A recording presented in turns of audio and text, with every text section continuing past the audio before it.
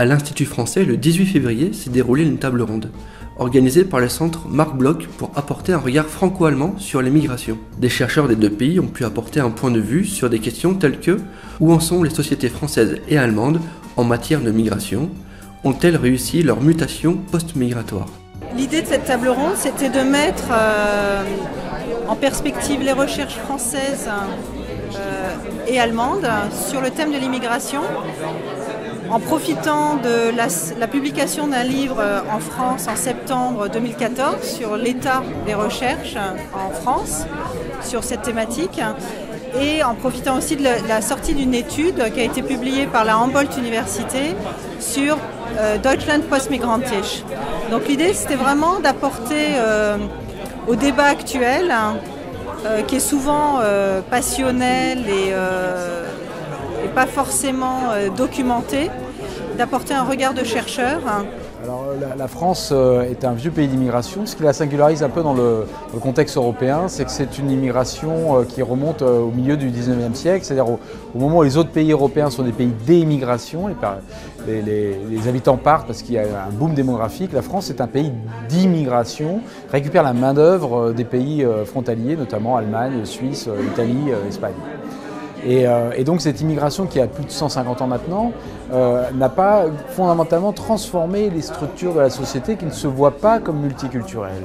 Elle se voit comme une société d'immigration mais pas multiculturelle au sens où les descendants de ces migrants venus il y a plus d'un siècle ne sont plus perçus comme étant d'origine allemande, italienne, belge ou autre. Ils sont devenus des Français et ils se sont fondus dans l'ensemble de la société.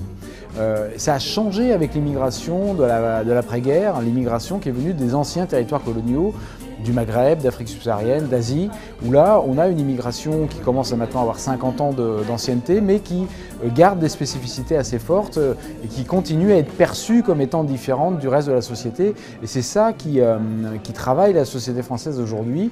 Et de ce point de vue-là, elle se rapproche pas mal de l'expérience de l'immigration en Allemagne ou aux Pays-Bas, où on a une immigration qui date des années 60, une immigration de travail, qui s'est installée dans la durée, mais qui n'est pas encore complètement incorporée, considérée comme étant partie prenante de la société allemande, comme le sont également les deuxième génération, les descendants d'immigrés des immigrations maghrébines et africaines en France, ne sont toujours pas perçus comme étant complètement françaises. Et leur futur est ici, et l'enjeu maintenant, c'est de faire en sorte que les sociétés françaises et allemandes soient capables de se reformer avec cette dimension multiculturelle en donnant une place et surtout en travaillant contre les discriminations qui se produisent aussi bien à l'école que sur le marché de l'emploi ou sur le marché du logement.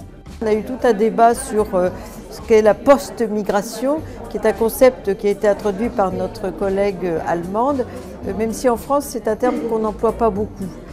D'une part parce que la France, comme l'Allemagne, reste des pays qui sont fortement concernés par les flux migratoires, donc la migration elle est encore aujourd'hui forte, mais en même temps parce que ces pays ont du mal à se considérer, et ils ont ça en commun, comme des pays d'immigration, de peuplement, ce qu'ils sont devenus en réalité.